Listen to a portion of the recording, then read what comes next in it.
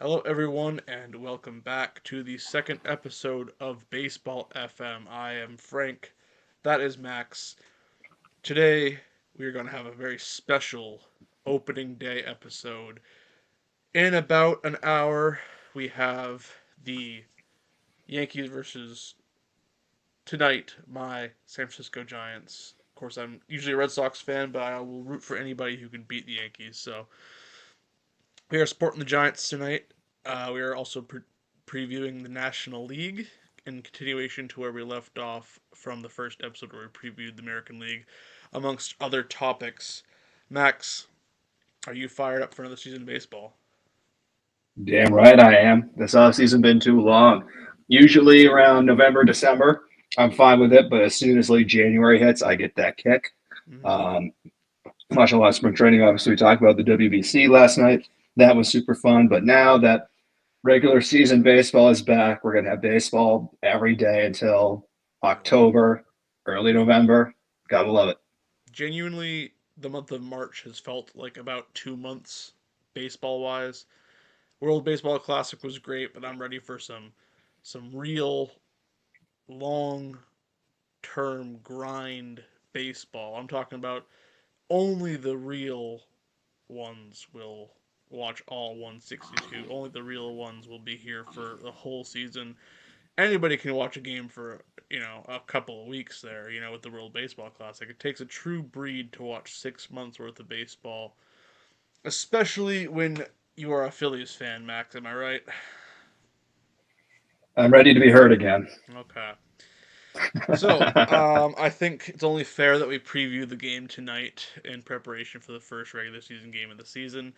It feels like the first game in a long time that's actually started at a major league ballpark, right?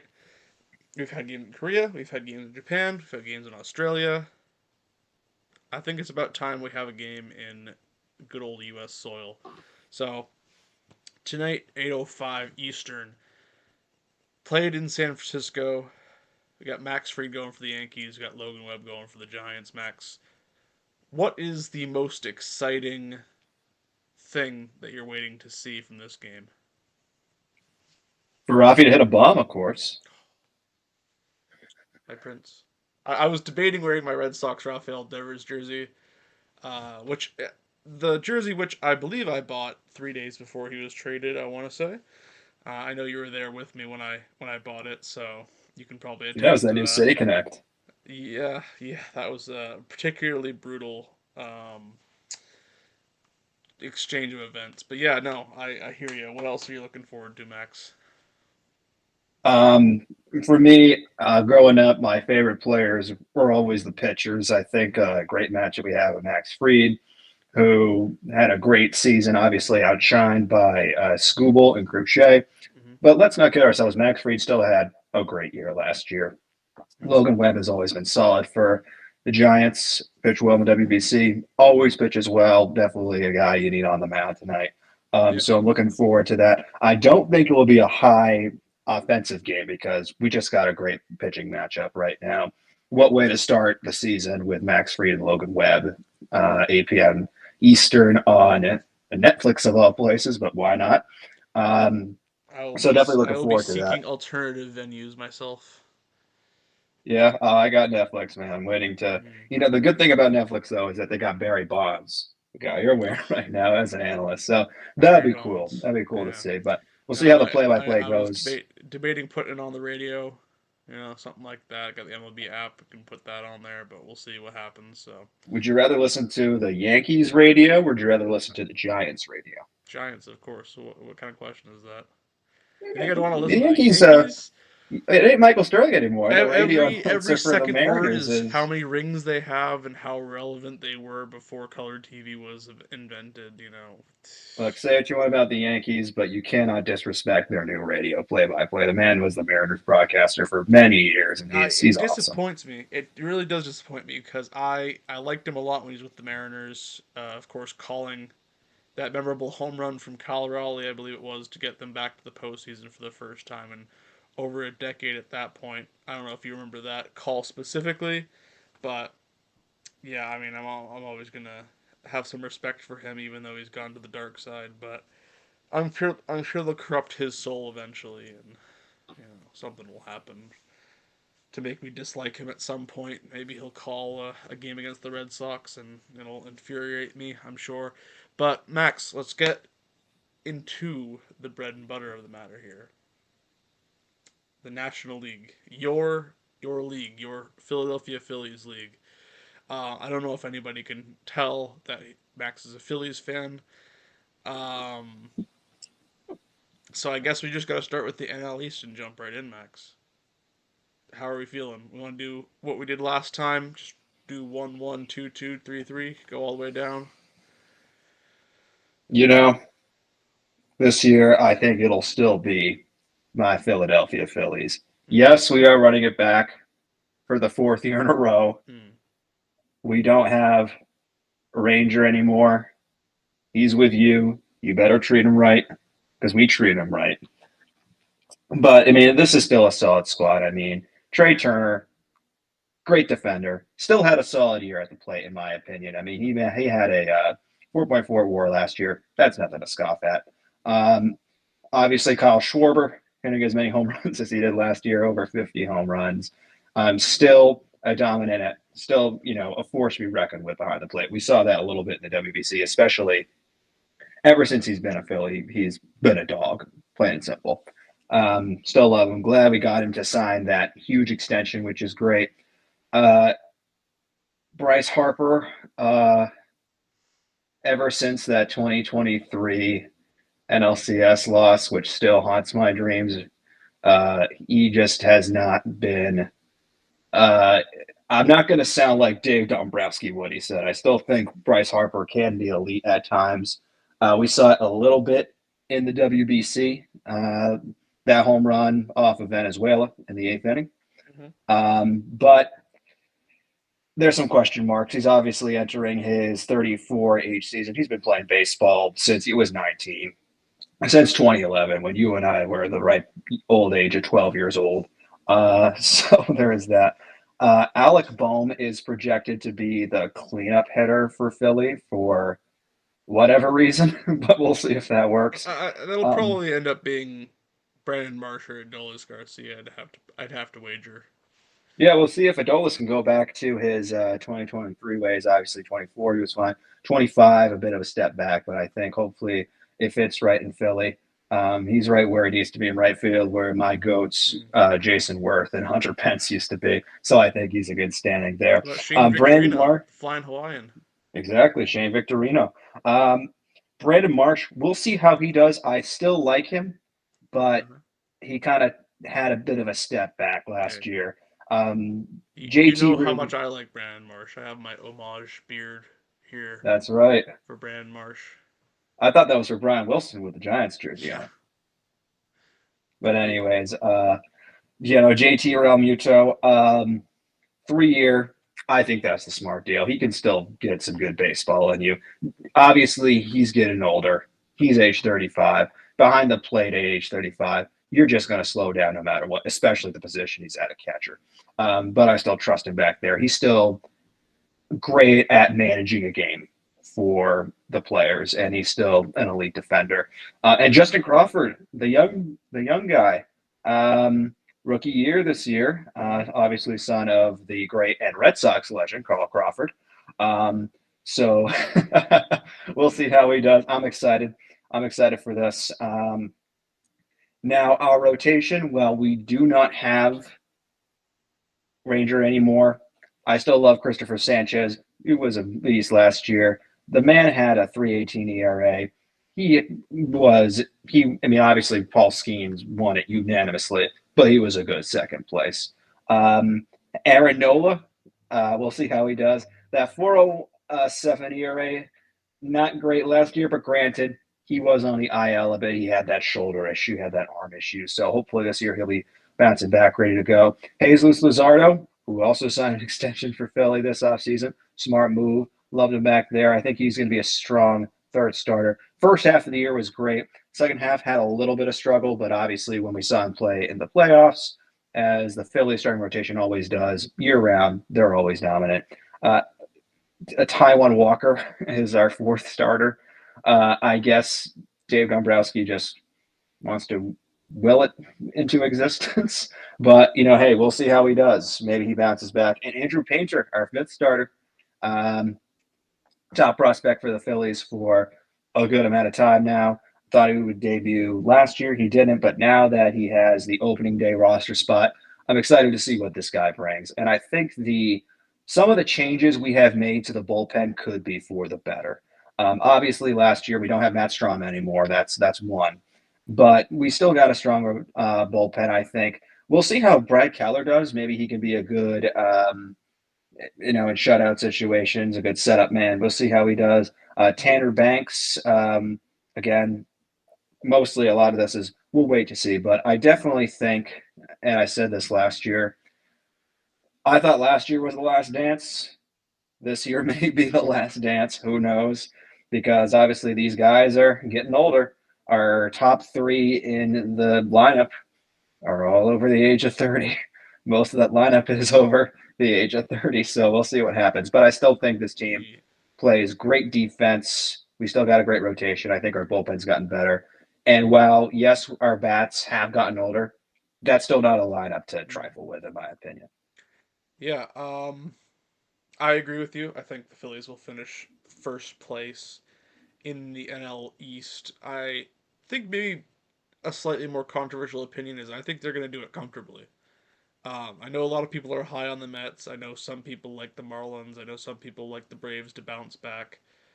Um, I personally just think in terms of an overall level of skill, the Phillies roster is just the most complete outside of the Dodgers, probably in the National League. Yes, they're getting older. Yes, I think the hour of reckoning is upon them. But I don't think it's going to be this year. I think they'll still win a solid 95 plus wins this year. We've seen glimpses of Brandon Woodruff, who had the same arthroscopic surgery, arthroscopic surgery as Wheeler had, which I'm given to believe is the less serious of the arthroscopic surgeries.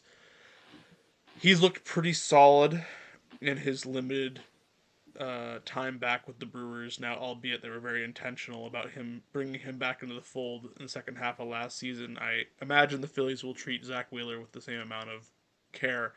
But if Wheeler can get back to pretty much where he was before the surgery, and he'll probably take some time to adjust, sure, but if he can be close to where he was, even if he can just be like a serviceable three in this rotation, you got guys like Christopher Sanchez, whom you just gave a fantastic, you know, reward contract for lack of a better word. You know, he was on a super friendly deal before that, and the Phillies said, you know what, you've been pitching like an ace, you're a Cy Young favorite.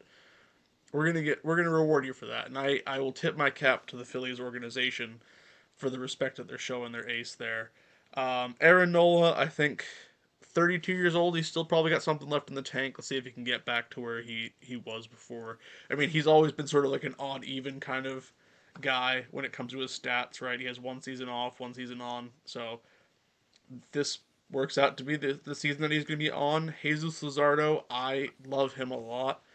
I think if you remove the two ghastly starts he had last year, where he gave up 10 plus runs in back to back starts in June, I think it was.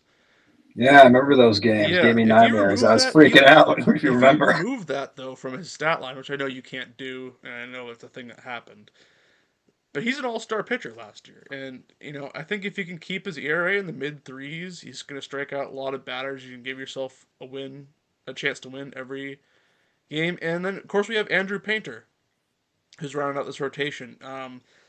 Missed a couple of years there in the minor leagues with injuries, a couple of injuries, but he's a former top prospect. He was a former consensus top pitching prospect in baseball. So there's a lot to like about the pitching rotation there.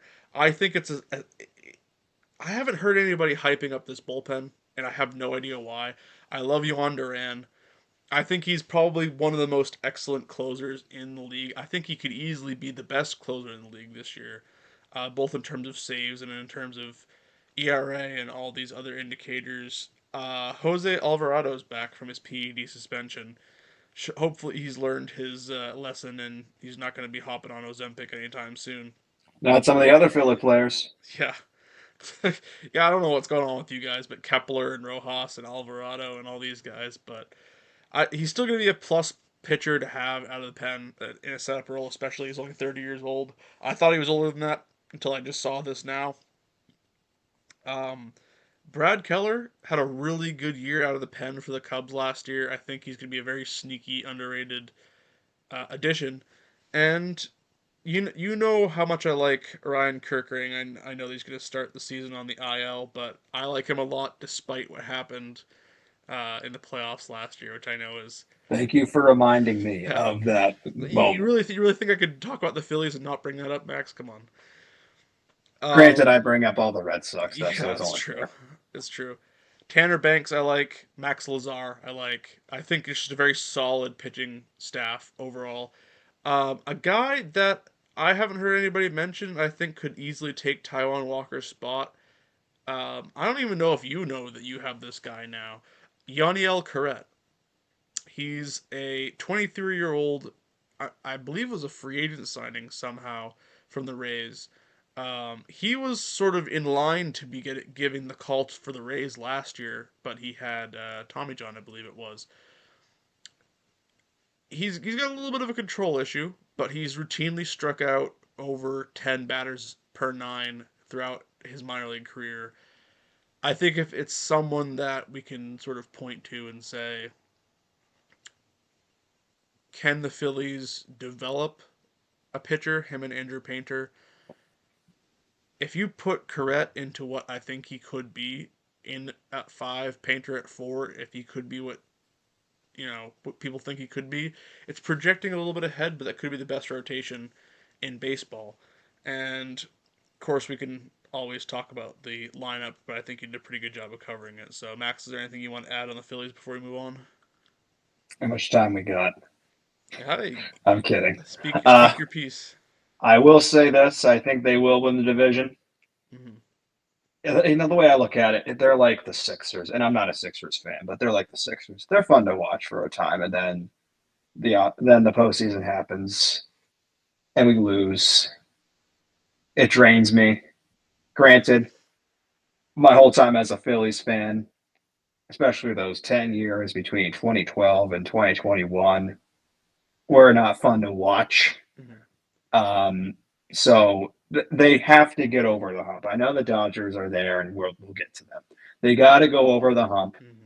and I just hope that and when we speak about this in the postseason, their bats need to stop getting cold at the worst possible time. The starting pitching, there's nothing wrong with that starting pitching all year and even in the postseason. Mm-hmm. All those runs that the Phillies had from 23 to 25, making the postseason, their starting pitching has never been the issue. It has been two things: their bullpen and their offense. So hopefully this year they finally stop getting cold as a collective at the worst possible time. But anyways, that's my Hey, summation of what's going on. if you You're keep gonna hear buying a more of ticket, this. maybe one day you'll get a dance. So, you know, I think this could be the year. Maybe, maybe not. I But won't I'm try still to dancing jinx on it. my own. I won't try to jinx You, it, but I like what the Phillies are cooking, so we'll see. Max, who's your second place team in the National League East? my second place team will be a little bit of a shocker, somewhat, because I'm not a fan of this team, obviously with the Phillies, but I still think it'll be the Mets. I think the Mets can definitely get a wild card spot this Mm-hmm. year. And obviously without Pete Alonso, that's going to be a big bat that they miss. But granted, I think the reason why Pete Alonso left is because he couldn't stand the Mets choking every single year. The Mets actually led the division at some point in June, July. If you guys scoreboard or stand watch that much, during the midseason, but they were neck and neck with the Phillies for the division, and then the Phillies ran away with it, and the Mets just utterly collapsed. So I do think this is still a strong lineup. I mean, Francisco Lindor, one of the best shortstops in the game, nothing to trifle at. Well, last year he finished, I think, second, or 24, he finished second or third in MLB and MVP voting. He's still going to get, great statistics for you. I mean, a 5.1 ERA is nothing to scoff at. Let's not forget about Juan Soto, obviously, richest man in all of baseball right now. Um, he was not an all star last year, but he still finished third in MVP voting. Nothing to scoff at. Juan Soto is still one of the best players in the game. He's going to get you those 35 plus home runs. He's going to get you those 100 plus RBI. He's still going to get you a dominant 941 OPS that he had last year. And his walk rate is almost at 20%. So he's still seeing the ball super well. Bo Bichette, which I thought the Phillies had in the bag, but as anything with the Mets, sometimes they pull the Right. rug out under you with the money that Steve Cohen and I think the president of baseball operations does a great job at the Mets as well. Um, so we'll see how he does. A little bit of an iffy spring training of it, but hey, we'll see how he responds in Queens. The replacement for Alonso will be Jorge Polanco again. Um, Originally signed actually with the drafted by the Mets. He was a free agent. They from Seattle that they got last year in the off season. So, do I think he'll be good as Alonso? No, but hey, we'll see how he does out there. Luis Robert. Everyone has been eyeing this guy for a trade from the White Sox for 4 or 5 years now. So now we'll see how he's able to respond to, let's be honest, a competitive Mets team this year. Brett Beatty on the lineup, Marcus Simeon, Carson Benji, if I'm pronouncing his name I correctly. You believe know it's me, I'm horrible at Benj. pronouncing Benji. You know me, I'm horrible at pronouncing names. And Francisco Alvarez, who kind of did not have a great second half last year, but I think he's still reliable behind the plate. But let's talk about this rotation a bit. Obviously, the big trade that the Mets got, and I think smartly, was Freddie Peralta. Um, Pretty decent on the Brewers last year. I mean, he had a 3.83 ERA. All of these Mets rotations, they do have a sub 4 ERA, so that's very good. It's still in the high 380s. So, Hmm. I still think this is a better rotation, obviously, than what we saw last year. I think they still need to make those investments to further up the starting pitching because hitting can only get you one way. Starting pitching is basically, as we say, keep the ball on the ground, making sure you're able to get those outs. Got to make sure, especially how they do it. But I think Noah McLean is something I'm pretty high on last this year. Um, he had a good WBC. He was starting at the final against Team Venezuela and pitched pretty good against them. So I think Noah McLean's going to be the big bright spot in this rotation. Obviously, some of the relievers that we spoke of are gone, but then again, Devin Williams did not look great for the Yankees last year, and he's still in New York, but on the Mets this time. Luke Weaver, we'll see how he does in the setup rotation. And Shaman Mania is actually projected on Fangraphs to be a long reliever to start off the year. Obviously, you and I had high expectations on Mania last year and how he was able to deal with the mechanics. But last year was a bit of a struggle. I mean, he did have a 4.71 ERA.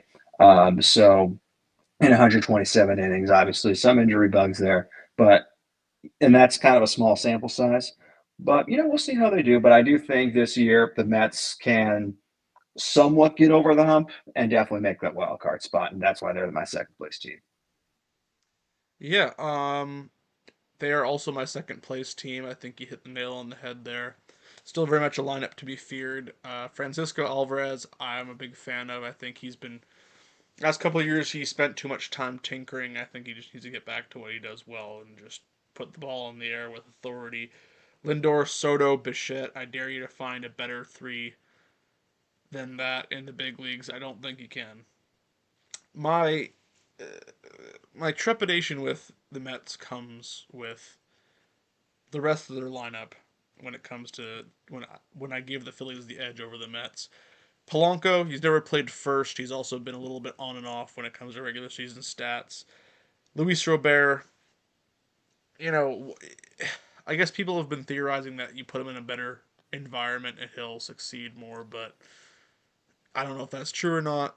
Look Beatty, what happened to Jose Abreu. yeah, well, that's the thing, right?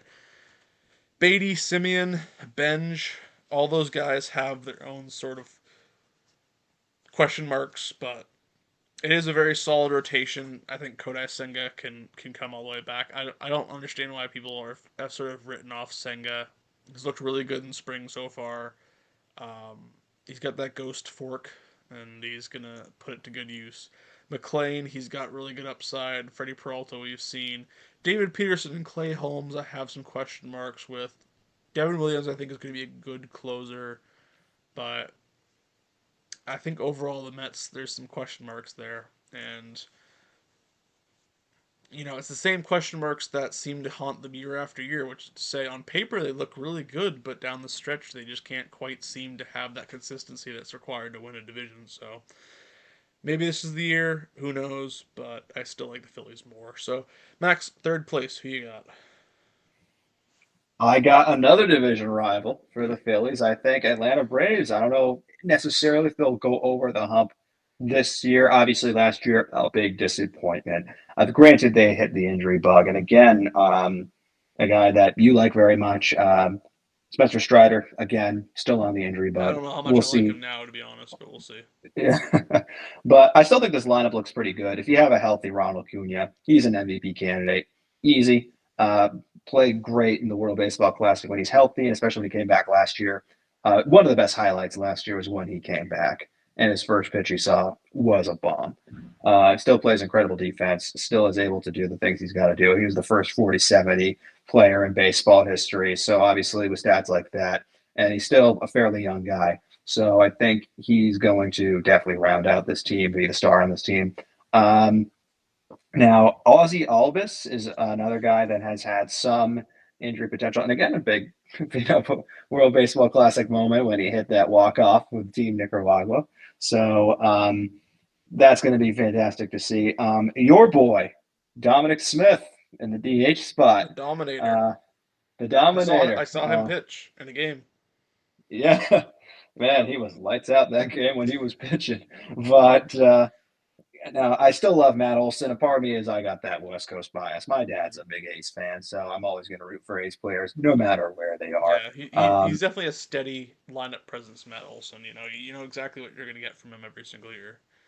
exactly. Not like the most lights out stats you'll see, but still a fantastic player, especially in first base. He's one of the best first basemen in the game. We just to see how Mike Yastrzemski does. Fangraphs is projecting him to hit fifth in the lineup. We'll see if that stands, but hey, we'll see how he does. And Michael Harris II, Hmm. who is an incredible defender, one of the best defenders, especially in center field. One of the best, in my opinion, one of the best center fielders in the game right now. He has incredible defense. He has great speed.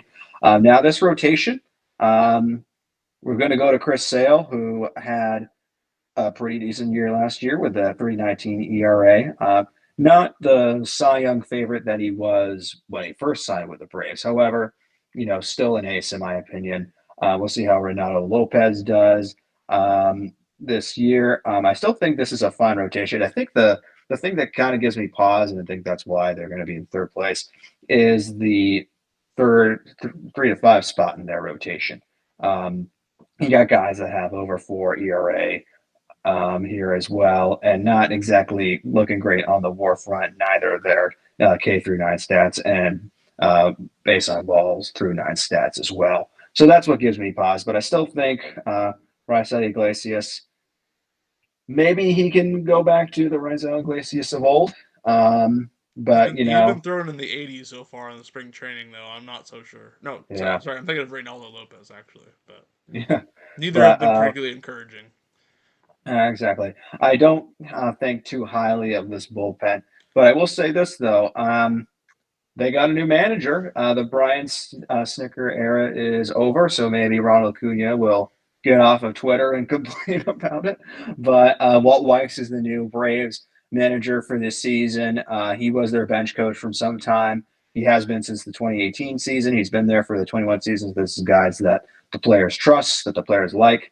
But this reminds me a bit of the Phillies because Rob Thompson was their bench coach for Mm. some time, and as soon as he became the manager of the Phillies, they never looked back. So I have high expectations for Walt Weiss. I think he's a good baseball mind, especially already having that established relationship with the players, being the bench coach for 7 years, and now he's the manager. Well deserved. So I Mhm. do have high hopes for him in that role. Yeah. So my third place team.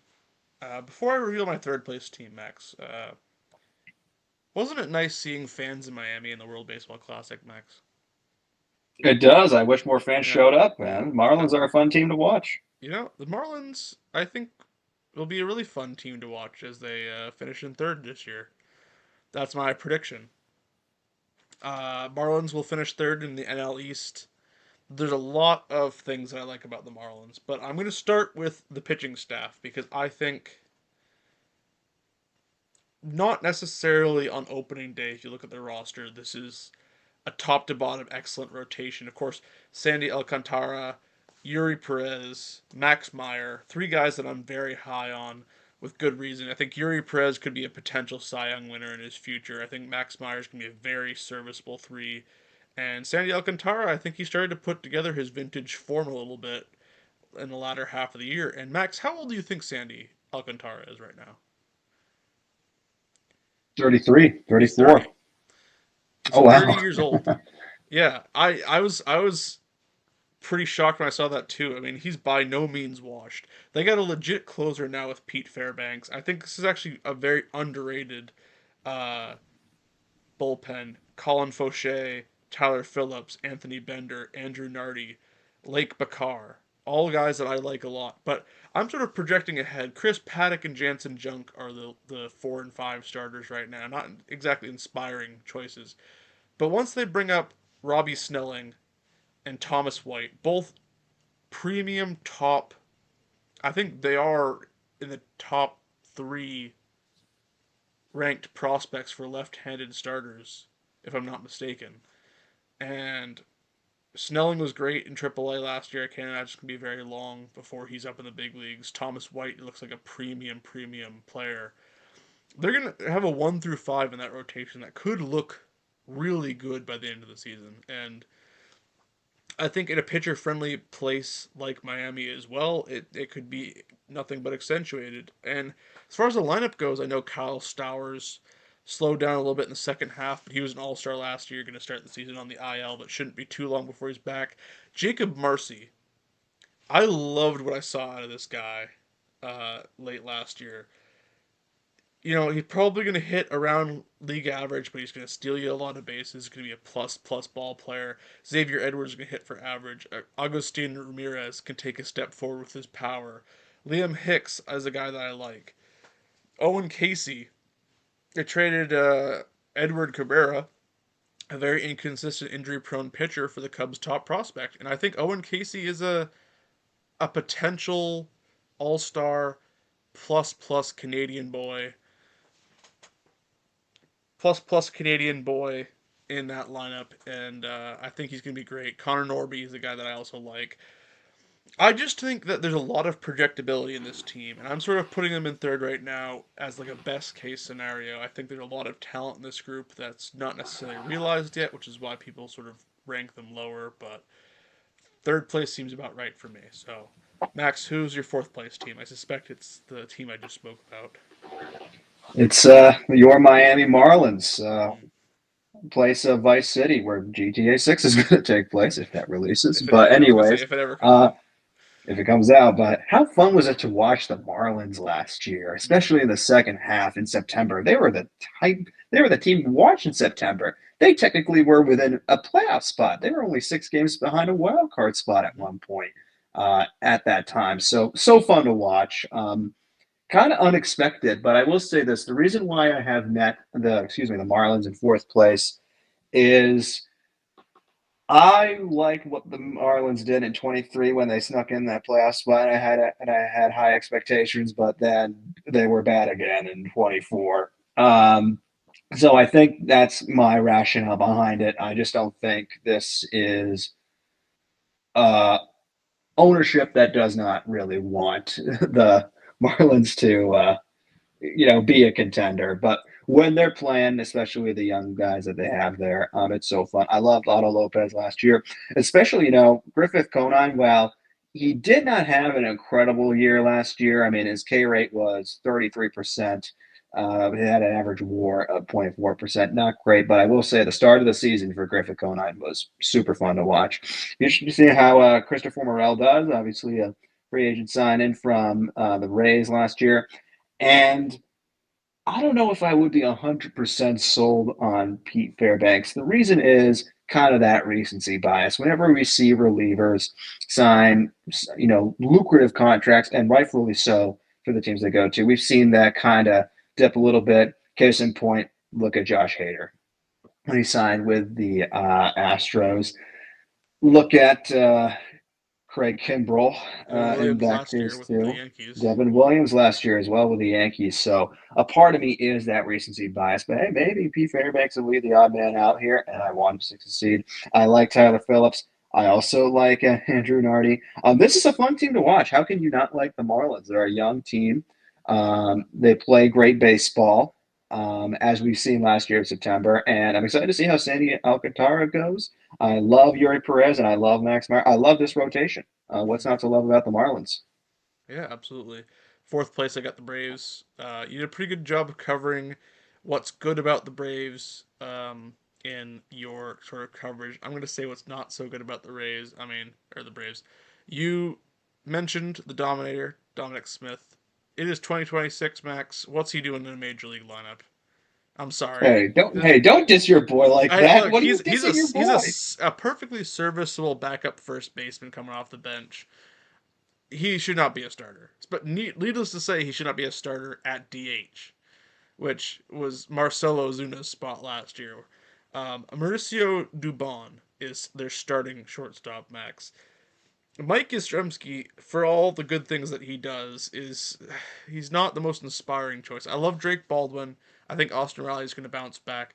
Ronald Acuna, of course, is Ronald Acuna, but the the the top falls off real quick in this team, and I think the best place to look at is the rotation. Chris Sale, I think he's great. He's also 37. He's pitched But well when Unc he's still got healthy the it. last couple of years, but how long could that last? We saw some problems in Boston. Could those come back to haunt him? Who knows? Reynaldo Lopez is throwing 88 miles per hour in spring training right now. That is not a healthy man right there. I don't care what you say. That's just not good. Grant Holmes, I'm actually a fan of. I like him a lot, but I don't know if he's going to be enough to probably be the eventual number two in this rotation. And Bryce Elder and Jose Suarez. Are we kidding? Are we kidding? Like this is this is a Bryce Elder whom Braves fans routinely seem to want to skewer. He had a 5.30 ERA last year in 28 starts. So that's not a small sample size at all. Bullpen, Raisel Iglesias, I don't even know if he's a starter or a closer anymore. They signed Robert Suarez, so that's not bad. Robert Suarez, he's a bona fide closer. I don't know why Raisel Iglesias is their closer when they have a guy like Robert Suarez. But Dylan Lee I like. But after that, like Didier Fuentes is interesting, but he also had an ERA above 10 last year. I just don't really I just don't really see what's the upside here with the Braves. They'll get Sean Murphy back, they'll get Ha Sung Kim back from injuries, both of them, but that still doesn't move me in any meaningful way. So I think they're going to finish fourth place. Max, we both have the same last place team with the Washington Nationals, so I guess we should just talk about them together just to sort of speed things up a little bit here. Max, what is it about the Nationals that we could talk about their flaws? Um, they are sort of bottoming out. Yorbit Vivas, Jacob Young, Brady House are the bottom parts of the lineup. They still have Kiber Ruiz as their catcher. That experiment's been over for a long time. And the less said about their rotation, probably the better. Miles Mikolas is slated to be their number two starter this year. So all that aside, and that's a lot to put aside, is there reason for hope in Washington this year? I think so because of one man, James Wood. Mm-hmm. Underrated season last year was incredible. Hit over 30 home runs. I mean, he's a great player, and I love watching him play because he was so good last year. Man had a 3.3 WAR, OPS of 829, nothing to scoff at. He does have a 29% K rate. You hope to see that bounce back a bit, but again, you know, no one expects him to be like a big power guy. He's not built like a Kyle Riley or an Aaron Judge in a sense, but he still is dominant. And he was, I think, the number one bright spot on the Nationals this year. I don't have too much to say about the Nationals because there's just so many things about this team that is unfortunately underwhelming. And I think that's why they'll be in fifth place. They'll probably win, I mean, around 60 games. They did get rid of their longtime GM last year, so they're cleaning house for what I see. But hopefully, this will be a step in the right direction to eventually bring a contender for the division within the Yeah, next 4 years. But I I'm still think it's just an underwhelming team, in my opinion. the guys that they brought over. A lot of them from the Red Sox organization. A lot of them are behind the pitching lab that's been sort of famous in the Red Sox organization. There's some things I like about the top of their lineup. Dalen Lyle had a really good year last year.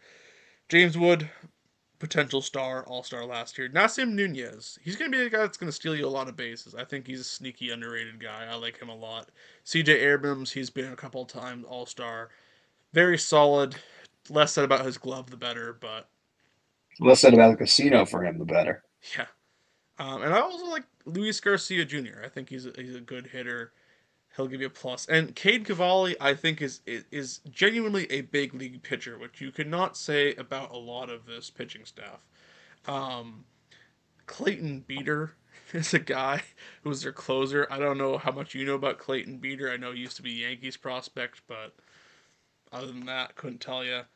Um, Zach Littell, Jake Irvin, Miles Michaelis are three of the five members of this rotation. Forrest Griffin is an interesting one. He's coming over from the KBO, I believe.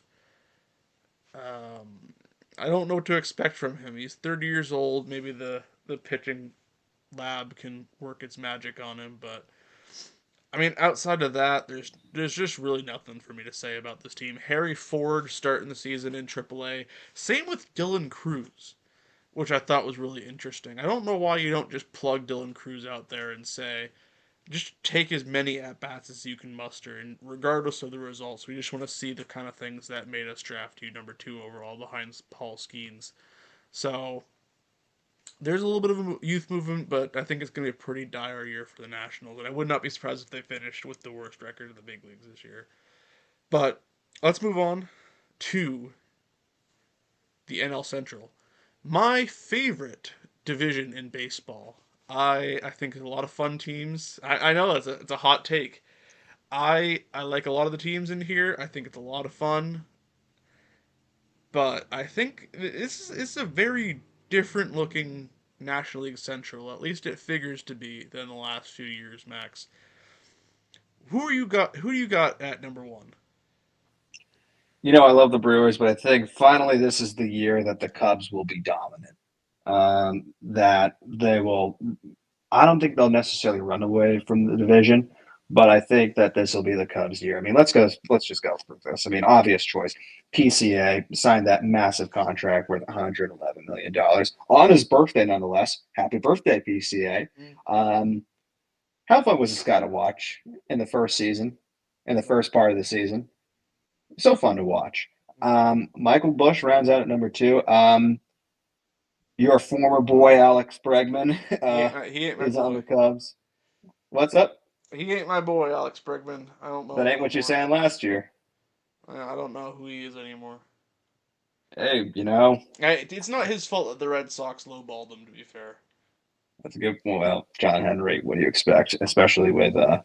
that GM you got over there? But yeah, I just love this lineup. I love everything about this team. I love the rotation. I think Matthew Boyd can be a strong first starter. We all love. Um, we'll see how Kate Horton does there. Shota Imanaga had a bit of a down year last year. There's a lot of talk about Shota maybe not being as good as he was his rookie year, but I still think, I think he still can be a dominant starter. And I like this bullpen too. I like Phil Maton. I like their closer, what they got. I got Hunter Harvey, they got on their team. So, very excited. I have high expectations on this Cub team this year. And I think finally they will get over the hump and get that division championship.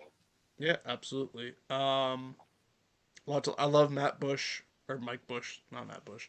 Um, PCA is a very interesting player. I think there's some flaws in his hitting, but he's young. He's athletic enough to get away with it. We'll see.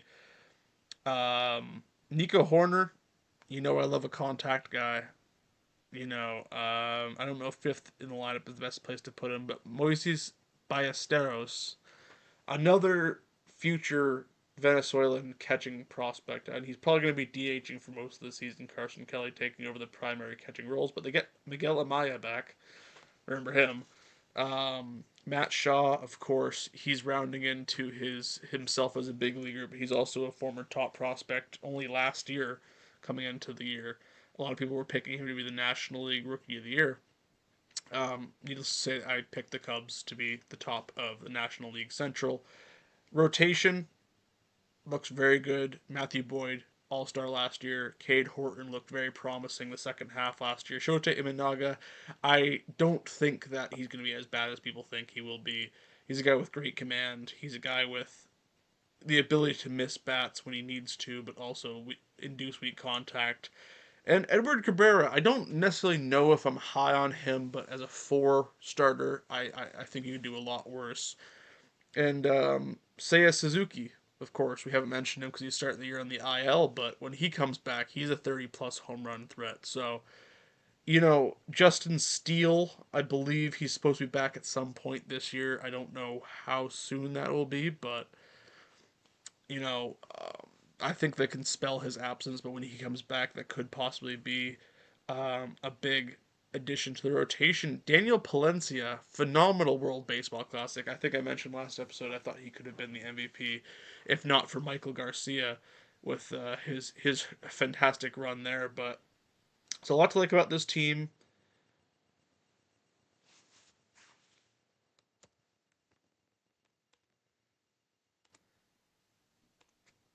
There's a lot to like about the Cubs overall. Max, who you got in second place for the National League Central? Your Milwaukee Brewers, man. Pat Murphy, one of my favorite managers in the game right now. I saw a bunch of interviews he did with MLB Network this past year, especially on MLB Tonight. Super humble guy. This Brewers team is just all around very humble. I love Jackson Churio. I think old man Chris Yelich, obviously not as dominant as he was, but still a fun fan favorite to watch. I do like this rotation. Um, I love what the Brewers have been cooking. Obviously, last year, they had a fun run in the postseason, did they? I mean, obviously, they lost the way of the dodo to the Dodgers. And it's not even close, unfortunately. But I still think this is going to be a strong team, who I think will make still a deep playoff push this year. So I love what the Brewers have been doing. Always love what the Brewers have been doing. They always play baseball, I think, the right way. They're a fun, gritty team that. The big thing that I love about the Brewers is they're not overly flashy with it. They're all about the small ball and fundamentals, which is why I think they'll will continue their winning ways. But I do think this year they will be in second place. Yeah, I agree with that completely. They are my second place team as well. I like their lineup a lot. Jackson Churio, Bryce Terang, William Contreras, Christian Yelich, Sal Frelick, Andrew Vaughn, Luis Rengifo. I liked a couple of years ago, not so much now, but Garrett Mitchell, Joey Ortiz. I think all but two of those guys are guys that I really like a lot, and I think all but two of those guys are guys that I think could possibly have a path to being an All Star this year. Not to mention Gary Sanchez, Jake Bowers on the bench, two useful veteran bats that I think are kind of underrated. But let's just talk. The Brewers are always about pitching, though. Taking off the scrap heap of other teams, turn them into bona fide aces, and then trading them away, rinse and repeat. Jacob Mizorowski is the ace.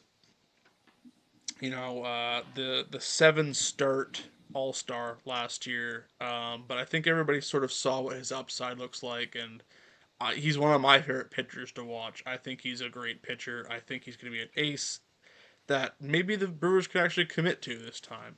Chad Patrick is very solid. Brandon Sproat and Kyle Harrison, I'm interested to see what they can work with there. Both guys with top prospect pedigree. And Brandon Woodruff, who came back from his shoulder surgery, his major shoulder surgery, and looked like vintage Brandon Woodruff. I've always loved Brandon Woodruff throughout his entire career, and I'm upset that injuries derailed his career. But even from his rookie year, I've always loved Brandon Woodruff. This bullpen is potentially the best bullpen in baseball, though. Abner Uribe, Trevor McGill, who was an All-Star closer last year, Aaron Ashby, I like a lot. Angel Zerpa is a guy that could either slot into a short stint starter or be a long reliever. He's a guy I like a lot. Grant Anderson had a really good year with the Rangers last year. DL Hall, a guy who hasn't necessarily put it all together due to health or performance, but is a very interesting bullpen arm. Could has potential top end rotation stuff. Not to mention Quinn Priester, he's starting the year on the IL, but he looked very, very good last year. There's a lot to like about this team. I just don't know if they have the top end talent that the Cubs have, but it's going to be a very close race in the National League Central. Max, who you got in third place? The team that you're going to face tomorrow, the Cincinnati Reds. I love what the Reds are cooking. You love Tito. I love Tito. We all love Tito. I think what the Reds did last year was nothing short of miraculous. Yes, I mean, they lost again. Spoiler alert, this is a showing pattern, but the Dodgers in the wild card.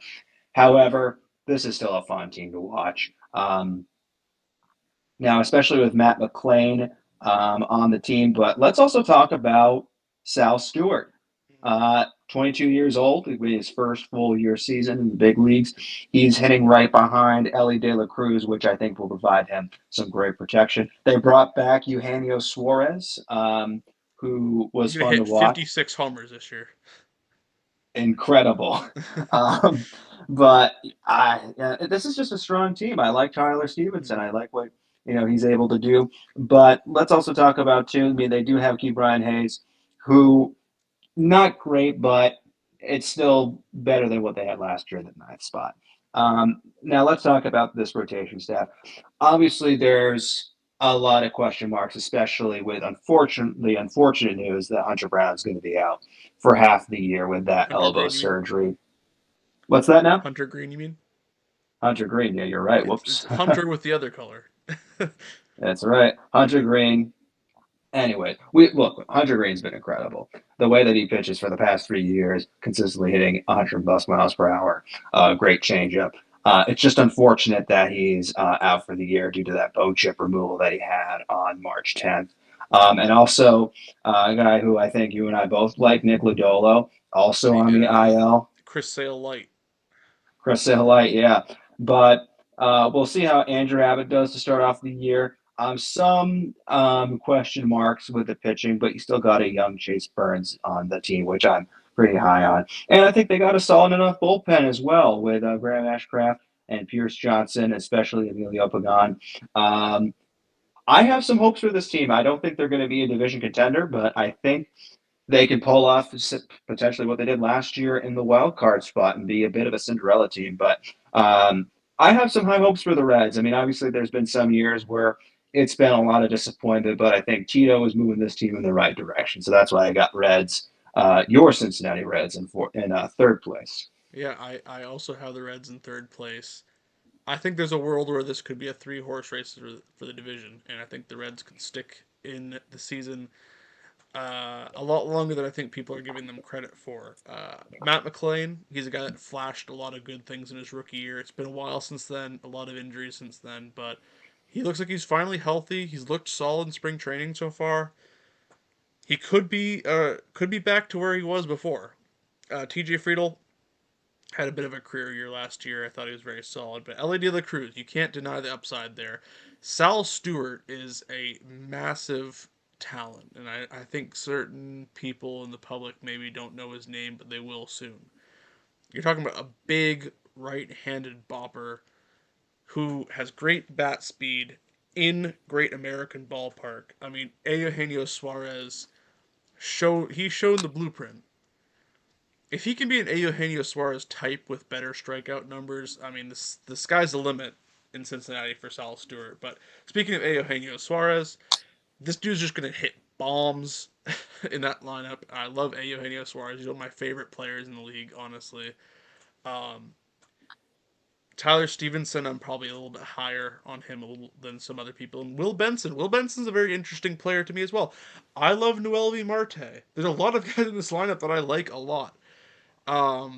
And Cabrian Hayes, he's not going to give you much with the bat, but he's always going to play platinum glove defense in the hot corner. So I I personally like him a lot. It has nothing to do with necessarily his talents, but I think he's just a fun archetype of a player, and I think he's a fun guy to watch on the defensive end. And he's like Manny Machado, but without the bat, basically, or Nolan Arenado even. Spencer Steer is a very good bench piece, and then the rotation. Chase Burns, I believe, is going to start in the rotation because Nick Lodolo is starting the season on the IL.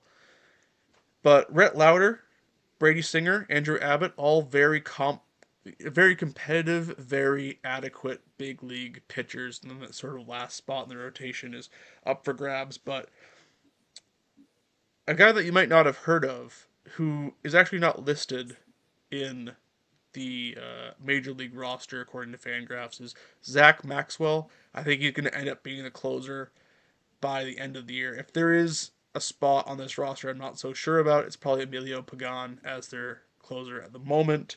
Tony Santillan and Graham Ashcraft, I think, are also potential closers for this team. So they have options. Pierce Johnson, they also have, is good.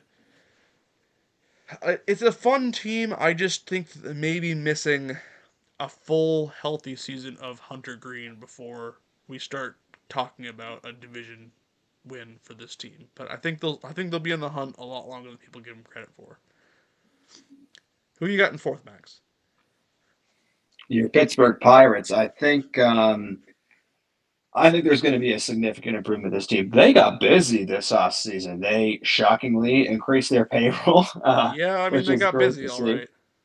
They did get busy, but let's see. I mean, let's see who they got this year. They got in this offseason alone, they have Brandon Lowe as their starting second baseman from the Rays, who we all loved on the Rays. Ozuna from the Braves, Mm-hmm. now on the team, and Ryan O'Hearn, who I Mm-hmm. think was really fun to watch when he was in Baltimore back in the day. We'll see how he does. I still think there's still some question marks, obviously, in the lineup, but I think those three guys can bring some massive improvements. Paul Skeens, we all know who he is. I hope we all know who he is, but he's obviously going to be a massive contender for the NL Cy Young. But we'll see how the rest of the rotation does this year. It's unfortunate that Jaron Jones is going to be on the IL for some significant time. But I still think this is a team that can definitely um, like bring about better change in the right direction. I mean, they have Gregory Soto from the Mets, also a former Philly player, but Gregory Soto from the Mets and Mason Montgomery from the Rays. So I think they've made some decent investments. Obviously, they got Justin Lawrence as a waiver deal from Colorado. So I think they've made some pretty smart investments. I don't think they're still going to be maybe a over 500 team, likely not, but I still think this is a team that is going in the right direction.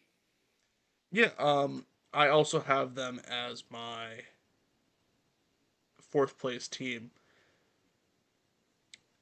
The main thing I think for the Pirates is, do they have people who can hold a glove? I'm not even talking about fielders. I'm not talking about big league quality fielders. I'm talking about, do they have anybody out there that can like adequately play the field? So from where I'm sitting, this looks like a certified bunch of DHs.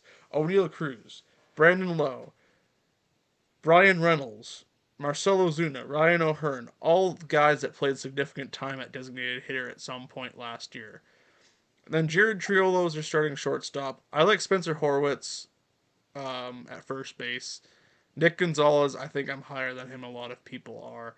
And Joey Bart at catcher, he's shown some signs of life. He's not quite where he was when he was a prospect, but I think the thing that's overshadowing everything else right now is Connor Griffin, right? And how long before we see Connor Griffin in the big leagues?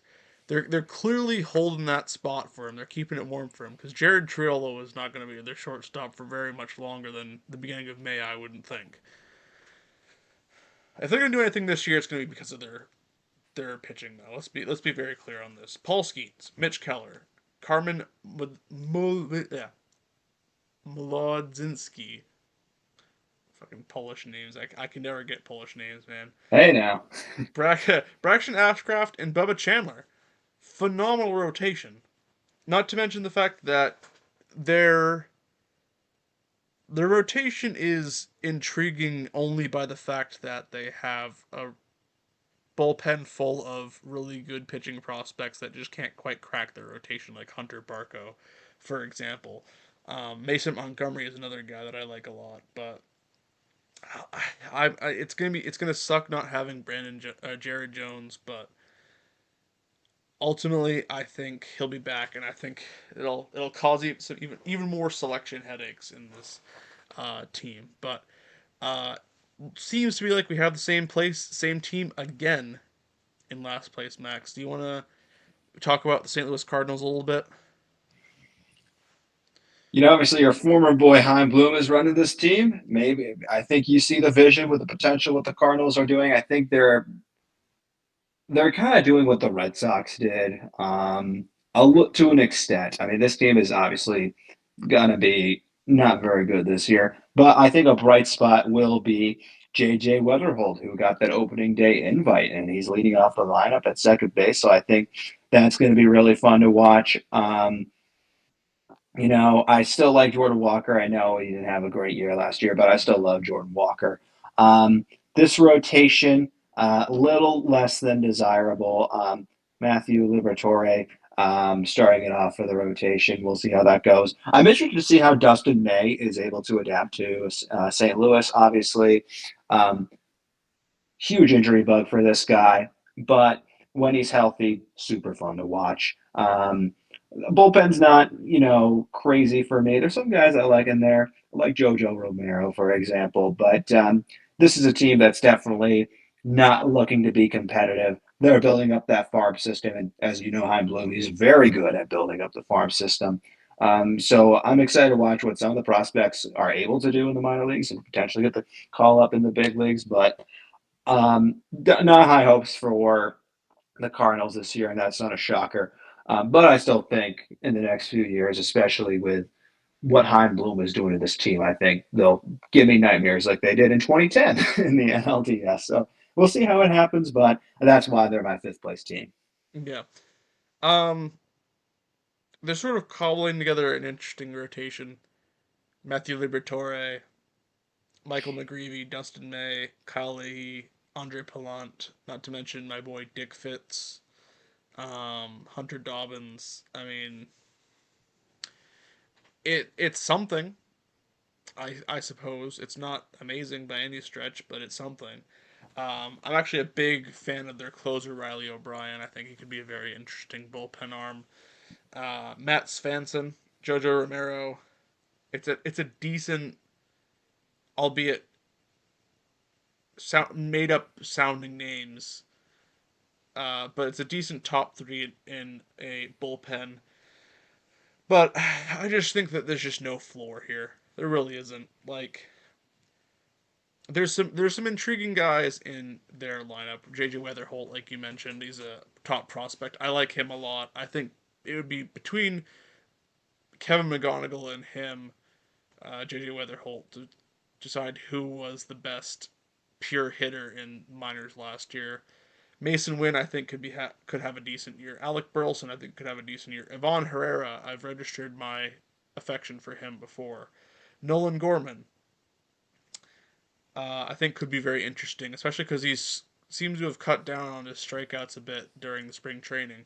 But Jordan Walker seems broken beyond repair right now, which is hard to say about a 23-year-old, but it's just not looking good for him right now. And then Nathan Church, Pedro Pajes, and Victor Scott the second. It's just whatever, honestly. But yeah, they're probably ticketed for the cellar this year. It could be a couple of years before we see them in a relevant spot again. Max, the National League Dodgers. I mean the National League West. What are we thinking for for this division here? I mean, spoiler alert, but the Dodgers are obviously going to win this division this year. They are such a cheat code. They can't keep getting away with this. They seem to keep getting away with this.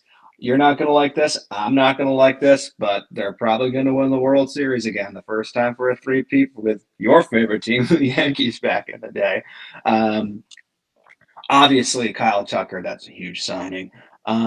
We'll see how a bounce back Mookie Betts does this year. I mean, last year was a bit of a disappointment. Granted, he was really sick to start off the year and didn't necessarily fully recover, especially on the field. Well, I mean, obviously on the field last year. Bit of a bounce back year, but we'll see how he does. Freddie Freeman is entering his 37 age season, so we'll see how that does. But I still love Teoscar Hernandez, probably my favorite player on the team besides Shohei Ohtani, because how can you hate him?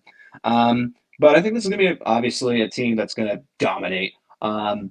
We all love Yoshinobu Yamamoto. What he did last year was incredible. And we'll see how a now, in his first full season as a pitcher for the Dodgers, we'll see how Shohei Ohtani is able to adapt to that situation. I will say this, though. Roki Sasaki, I don't know if you saw that exhibition start that he had against the Angels. He left after 30 pitches and he walked a bunch of guys. So we all know that control Saw is the going to stat be, line. That's for yeah, sure. it's going to be a bit of an issue. But obviously, this bullpen, they just got Edwin Diaz from the Mets, and we all know how good Edwin Diaz can be. Alex Visea, um, high hopes for him this year. This bullpen is looking nasty. Obviously, this is a team that's number one World Series contender, and they're most likely going to win the World Series. What else is there to say about the Dodgers? But they're clearly going to win the NL West. Yeah, I mean they're my pick too. Obviously, I like a hot take, but picking anybody but the Dodgers probably would be a bit too hot right now. Shohei, Tucker, Betts, Freeman, Smith, Muncy, Hernandez, Paez, Freeland. Is there a better lineup in the entire, you know, league? I doubt it.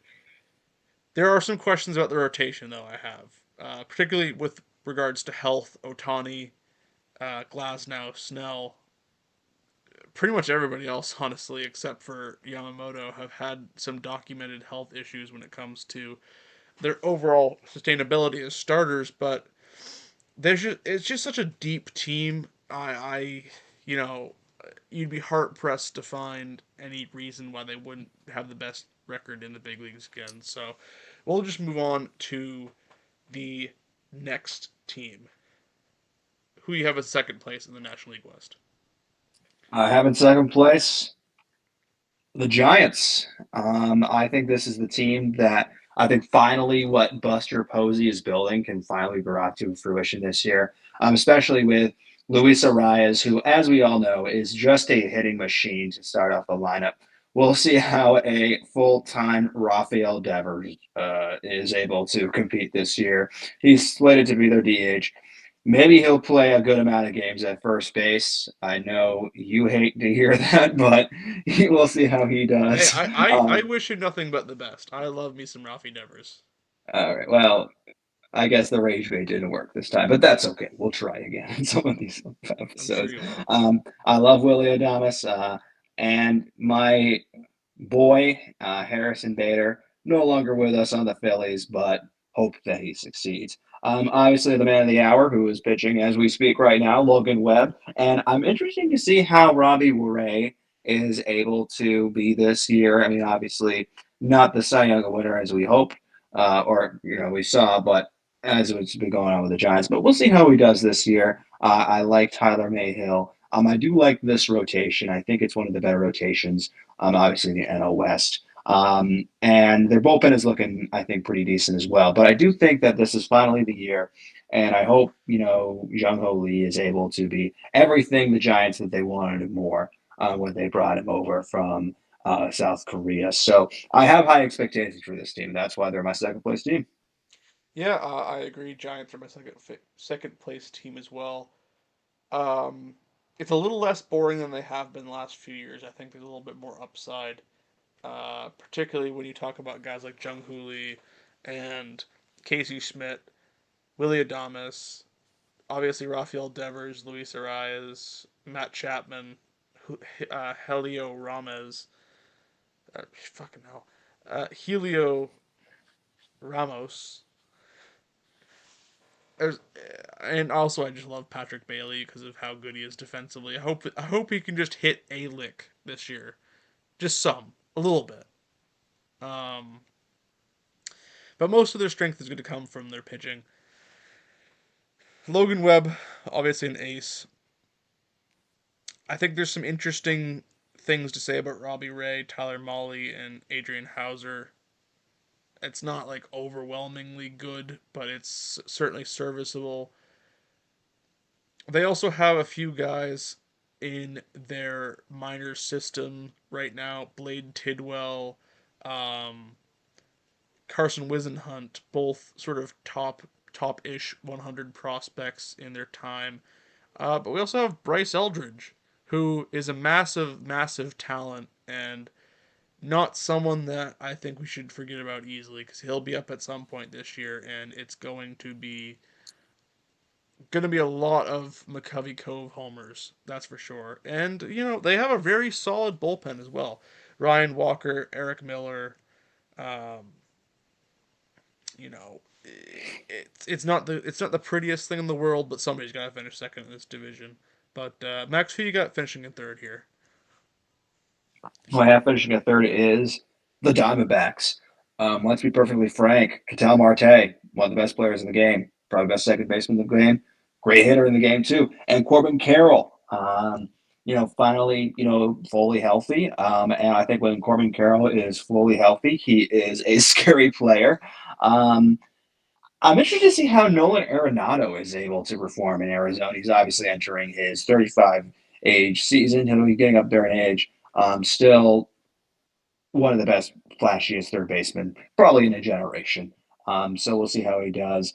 Um, Now, Carlos Santana, who is entering his young age of 40, is the first baseman for the Diamondbacks this year. I mean, hey, stranger things have happened, so I wish him nothing but the best.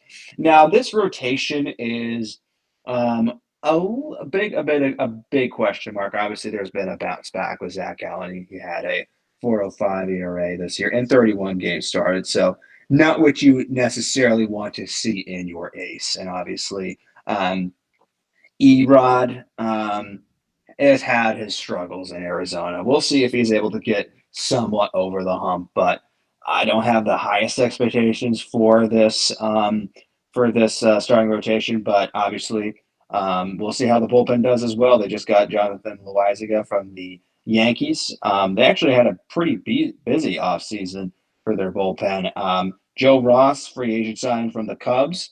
Loaizaga, as we spoke of, with the Yankees. Taylor Clark, free agent from the Kansas City Royals, and Paul Sewell is their new closer in Arizona, who they got just a month ago from Detroit. So they've had a very, very busy offseason, and I think it will pay in full.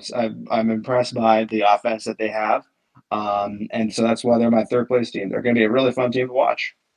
Yeah, my third place team, I'm going to have the Diamondbacks as well.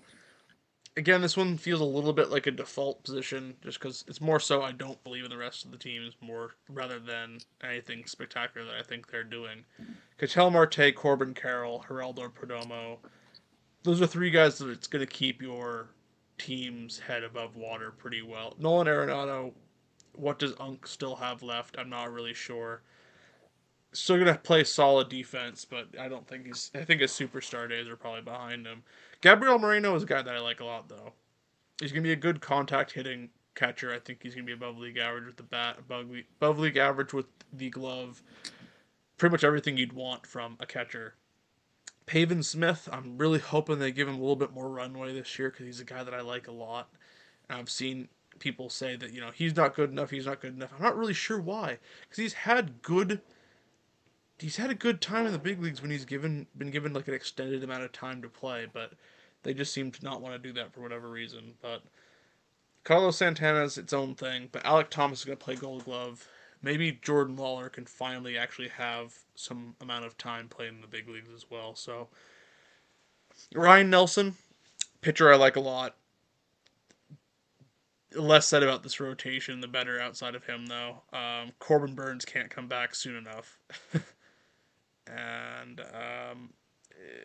same with the bullpen. I'm just not a big fan of any of this, to be honest. And I just think because they have that superstar upside with Marte, Corbin Carroll, and Geraldo Perdomo is really the only reason they're going to finish in third, and not necessarily because of anything that they're doing as a team. And I think we're sort of on the back end of the Diamondbacks era rather than on the front end. So Max, fourth place. Who you got?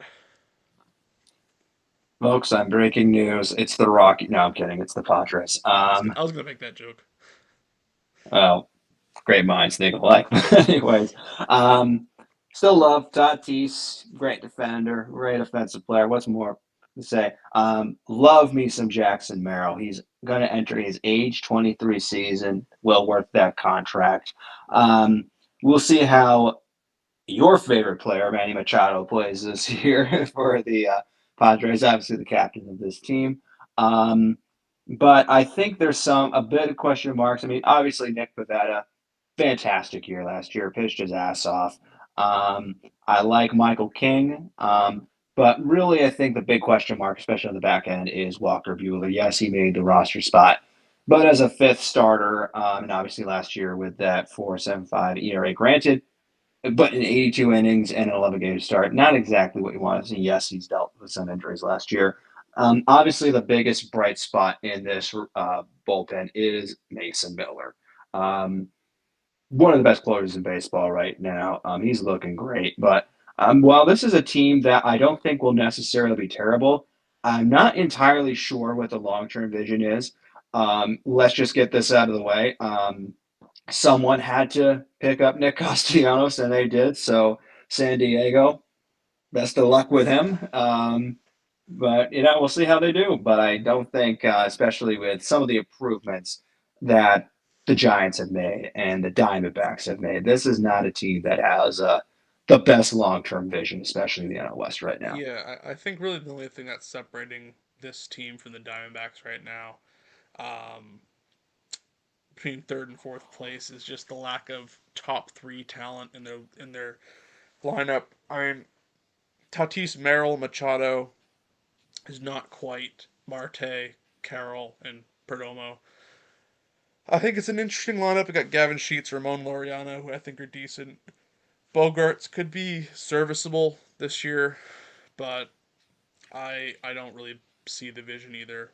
It's an AJ Preller team though, so I wouldn't be surprised if they got bounced in the NLDS by the Dodgers somehow, which implies both that they made the playoffs and also that they're just not good enough to win the division, which could very easily happen. Um, Pavetta, King, Vasquez, Marquez, Bueller, very uninspiring rotation, which I think is also sort of the difference maker. God, I'm looking at these lineups in this division, and the Dodgers are just going to score like 1,000 runs this year, aren't they? Like, there's just like maybe three good pitchers combined between the rest of the other four teams in the National League West. I mean, I love this bullpen. Don't get me wrong. Miller, Morejon, Estrada, David Morgan, Wandy Peralta, Bradley Rodriguez, Kyle Hart, all guys that I like. A very, very good bullpen, let's be clear. Everything else sucks, though. It really does. We got about Nick Castellanos. Let's hear that. I It mean, makes me live. I think he's just sort of a roughly league average bat who can only play designated hitter. So I don't really know where else he would have ended up other than Colorado and San Diego, to be honest. So that's sort of my take on him. But let's just wrap this up. Colorado Rockies over under 60 wins this year. They'll get exactly. Actually, no, they're going to get 55 wins. I will say this. It's an interesting stat. The run differential that Colorado had last year was negative 424. Interesting number considering Colorado, but um, I always loved Mickey Moniak. I want him to succeed. But Ezekiel Tovar clearly was one of the better players that the Rockies had last year with a 2.9 WAR. So I'll say that nice thing. But let me also be frank too. I've been to a couple Rockies games last year. I plan on hopefully seeing another Rockies game at Denver. I will say this about it, though. Rockies fans are super passionate about that team. They always show up to the ballpark no matter what because it's just a great vibe there. You're going to have a great vibe in Colorado. Unfortunately, the team, um, for lack of a better term, sucks. I feel so bad for Chris Bryant. Boy, have the mighty have fallen in a sense with a lumbar degenerative disc disease. It's just something you do not want to see. Other than that, I guess they're waiting for some of their right spots. I mean, for example, the 67th ranked prospect in baseball, Charlie Condon. Maybe he gets the call up at some point. I don't know about this year, definitely next year, but I guess that's that one bright spot in that minor league system. But obviously, this is a team that will definitely, unfortunately, be the worst team in baseball again, and they're probably going to win 55 wins. So that's all I got Yeah, to say about the Rockies. I love them, though. I love that ballpark. I mean that's the inevitable thing. I mean Chase Dollander, I think could be an interesting arm. Could be by the time it's all said and done the best Rockies pitcher, but that's really not saying much. And it's also probably going to come entirely off the back of what he does on the road rather than on at home. I've watched videos on him before. His rotation just or his arsenal just really does not play at cores. We'll see what ends up happening there, but it's going to be a young team. And I do think there's some upside there. Jordan Beck, Brenton Doyle, um, Tovar, of course. It's going to be a young team. That's really all you can say about it. Probably going to see Condon at some point this year. It's just going to be a rough one though. I mean, Kyle Freeland is still sticking around. I mean, what else do you want me to say really? I mean, Seth Halverson, Victor Vodnik, two bullpen arms that I think are intriguing and maybe just maybe could be decent in cores, but You know what you need to do? but You need to get yourself to course. I do need to get myself to cores. I'd love to see a game there. I'd love to sip on a nice brew while I'm there and just have a grand old time looking at the Rockies and taking in some baseball. But it certainly It's a won't be for the fantastic ballpark, Rockies. man. But we'll see. Nicest people are there. The great best staff, best attendance. Everything about the Rockies place is just fantastic. Mm-hmm. What's the Seals name for the Giants, by the way? Oh, It's like I got no Sal Seal clue. or something like that. I thought it'd be like Willie the Seal, but I don't know, He's something he's like that. he's wearing some sunglasses that say Yeet on it, so I'm sure you'll Oh, appreciate oh, that. that's the Usos Yeah, we, reference. we saw him the other day at the WWE event. That was pretty interesting. But Yeet. I think that's my cue to just say we got some baseball to watch. So we're just gonna quickly wrap this up with our major awards predictions here for the National League. So let's set aside Otani again, like we did with Judge. If it's not Otani, who you think it's going to be in the league this year? I think Otani. I'm sorry, I can't But move if it's past. not Otani, who? Let's just say he says I want to take a year sabbatical and go tour the world. Who's winning the MVP then? Soto. I think Soto. Juan Soto because he is still elite. As we saw him last year, he's still incredibly good. So I still think Juan Soto will be that favorite. Obviously, Shohei run away, but Definitely wants Soto. I think what he's been doing just the entire career warrants an NL MVP, especially in New York. I Because think what there's a will that world. contract be if he doesn't win the Yeah. MVP? I think there's a world where Corbin Carroll goes 40-40. And I don't know if it's this year, but he's going to be my pick. If not Otani, I think Corbin Carroll's a very solid choice for MVP. What about Cy Young, Max? And let's apply the same rules to Paul Skeens. Let's just assume that Paul Skeens is saying, I'm going to go with Livy Dunn and I'm going to learn gymnastics for a year. Who's winning the Cy Young? Do you think? My boy, Christopher Sanchez. Okay. I mean, the man had a great year last year. Hmm. He had like a 2.30 ERA. He was absolutely incredible. I think no one expected him to win second place. I will say this: before Zach Wheeler was out for the year in August, Zach Wheeler also had incredible odds to win the Cy Young, but Christopher Sanchez was able to, in a sense, pick up the mantle as he has been doing all last year. And the Phillies extended him to that, great contract, a smart contract for a good reason. Because I think Christopher Sanchez without Paul Skeens, I'm torn between Yamamoto and Sanchez, but I think just the way that Sanchez handles himself on the mound, especially that dominant changeup that he has, no one can hit that changeup, I'm gonna is incredible. I'm gonna go in a slightly different direction. I'm gonna say Mason Miller and Okay. reliever When was the pick last for time a Cy reliever Young. won a Cy Young? Yeah, I know it's been a long time, but Eckersley? I think he's capable of putting up a sub one ERA, and I think he's capable of putting up over 40 saves in a season. And if that doesn't get you in the conversation, then I don't know what a reliever can do to even possibly get a Cy Young vote at this point. Um, I think that's probably me reaching a little bit. I think we both know that given if he stays healthy, Paul Skeens is going to win that award. So it's almost a relevant conversation to have. Otani Skeens are going to be the award winners, barring any sort of injury. But God forbid we don't want either of those guys to get injured because they're so much fun to watch. But rookie of the year. Now this is one I think you can start to debate a little bit. But who you got for rookie of the year, Max? I was thinking JJ Weatherholt, the way that Connor Griffin has played that spring training makes me the rookie of the year because he is in, I think, double A, but the fact that the Pirates extended him so quickly gives me great indication that they expect incredible things from him. He's the number one ranked prospect in baseball for a reason.